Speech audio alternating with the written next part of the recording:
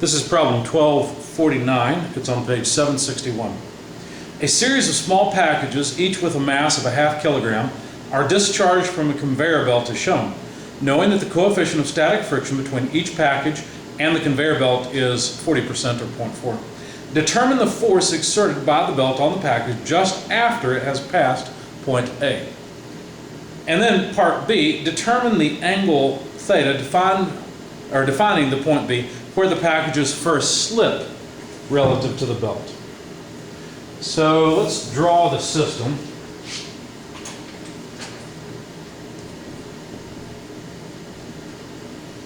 It's just a belt that looks something like this. Wheel over here. The drawing's not very good, but in fact, let's make this just a little bigger. That's a little better. Center of the wheels here. The radius of curvature, let's see, let's put the radius of curvature over here. The radius of curvature rho is 0.25 meters, or they gave it as 250 millimeters.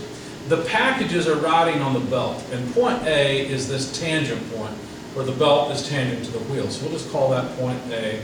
We'll define a vertical line there, and we're interested in what happens to a package right after it's past point A. In other words, when it's just barely passed. Now, we're also interested in what angle theta to define point B, where the packages just begin to slip. Put B there. A is here, B is at some angle, unknown angle, and of course all these packages are a half kilogram. Okay, so the first thing to find is the force from the belt onto the package, and B, the angle theta for slipping to occur. All right, so let's start with, actually let's begin with the acceleration, because as soon as the package is moving on a circle, then it must have normal acceleration pointed towards the center of the circle, and that would be equal to the tangential velocity squared divided by rho. By the way, I didn't mention this, they gave us 1 meter per second as the speed of the belt. So that's the speed of the packages as they move about. So 1 meter per second quantity squared divided by a radius of 0.25 meters comes out to 4 meters per second squared for our normal acceleration. Now if we make a free body diagram and kinetic diagram, I'll set up a coordinate system, I guess, for the sake of A at least, plus Y like this. Okay? I don't really care about the X direction because the only forces present are the normal force at point A and the weight force, which acts straight down. That will be equal to the kinetic diagram, which would be mass times acceleration in the positive Y direction. Now, summing forces in the vertical direction, we have the normal force at A acting upward and the weight force acting downward. That's equal to the mass times acceleration in the Y direction. You might look at this and say, well, it's not accelerating in the Y direction. Actually, it is. When the package is back here, it's short. It's not accelerating in the Y direction. But as soon as the package begins to move, and that's why they said immediately after A, as soon as the package begins to move on a circle, it must have an acceleration towards the center of the circle. So notice that the acceleration in the Y direction is upward, but the normal acceleration is downward, so this must be minus m acceleration in the normal direction. Acceleration in the Y and the normal direction are equal in magnitude, but opposite in direction. Okay. And notice, of course, we know this normal acceleration. That's a known. The mass is a known. The weight's essentially known. So getting the normal force will not be too bad. All we have to do is solve for it. We just need the weight minus the mass times the normal acceleration. Or in other words, since weight is nothing more than mg, we need mass times the acceleration of gravity minus the normal acceleration. And so that would be 1/2 kilogram multiplied by 9.81 meters per second squared minus the normal acceleration, which was 4 meters per second squared, you see. So a kilogram times a meter per second squared is just a Newton. Plug this into your calculator, you'll find that the normal force is 2.905 newtons, and that's what they were asking for. The only force that the belt has on the package is a normal force acting upward, and it's actually less than the weight. It's less by the normal acceleration, less than the acceleration of gravity. So we've taken care of part A. What about the angle for slippage? Well, the normal acceleration is still the same. As long as the particle is moving at a meter per second on that curve, the normal acceleration towards the center of the curve has to be the same amount. So let's make a new free body diagram and see what that looks like. So the package will be at some angle. We're not really sure what angle it will be, so I'll just draw it at some random angle. Angle theta, where the weight, of course, still acts straight down, but now the normal force, which it's on the bottom, but I'll put it here. The normal force, let's say for point B, is outward away, okay? Whereas what's holding it and keeping it from sliding is the friction force. Now, slippage will occur when the friction force is at its maximum. In other words, when the friction coefficient times the normal force is equal to the friction force, okay? So, what I'm going to do, I'm going to set up an alternate coordinate system. It will make our lives easier. Let me call this the positive y prime and this the positive x prime directions, okay? And in fact, I think I'll switch markers because this one seems to be running out. Let's see if this one's any better. Oh, that's much better. Okay. So our sum of force equations, let's see, let me make a note over here. For part A, the normal force at A, which is the answer, 2.905 newtons. Now we don't need this anymore. So that was for the former free body diagram. Now we're at point B with the free body diagram. Okay? Of course, we can also draw the kinetic diagram. My friction force is in the way, but that's okay. Friction force equation. The acceleration, what would we have? Well, we'd still have the normal acceleration, but the kinetic diagram would look like this. Mass times acceleration in the y prime direction and mass times acceleration in the x prime direction.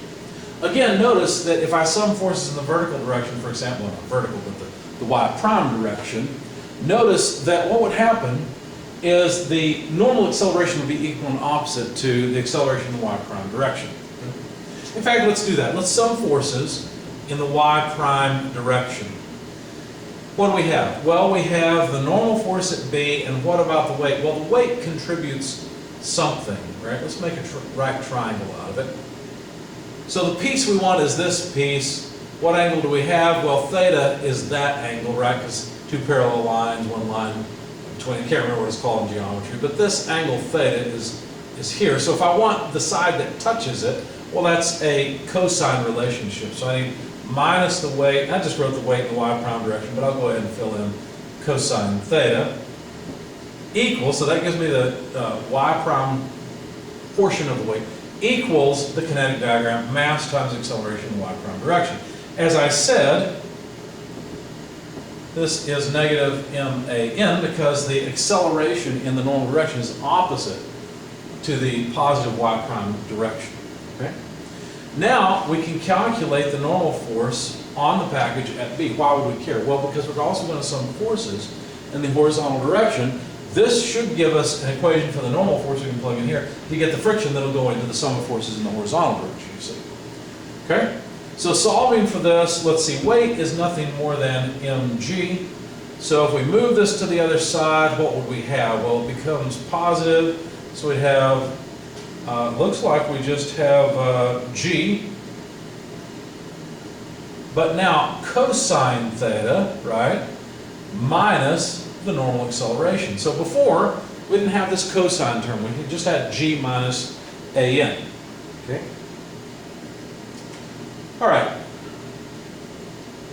And I feel like I've got a mistake here. Check my notes. No, this is right. This is fine.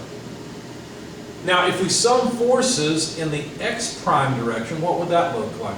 Well, then we'd have this component of the weight acting in the positive direction, friction action acting in the negative. So let's start right. Negative F plus just Wx prime, if you like. We'll figure out the details. Now, what about the sum of forces? Well, notice it has not started to slip yet. The friction is still adequate to resist the weight to prove this is right before slipping.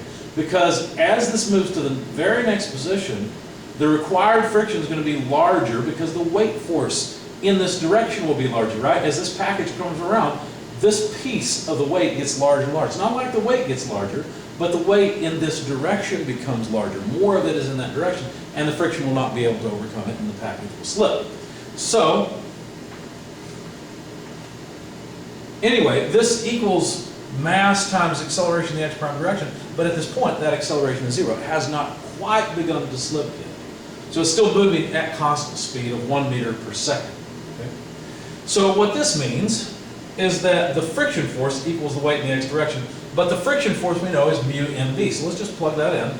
Mu nb equals the weight in the x direction, but that's weight multiplied by what? Well, in fact, let's make it mg, because that's what the weight is. But we just want the x prime component. That's here, that's opposite the angle, so that must be sine of theta.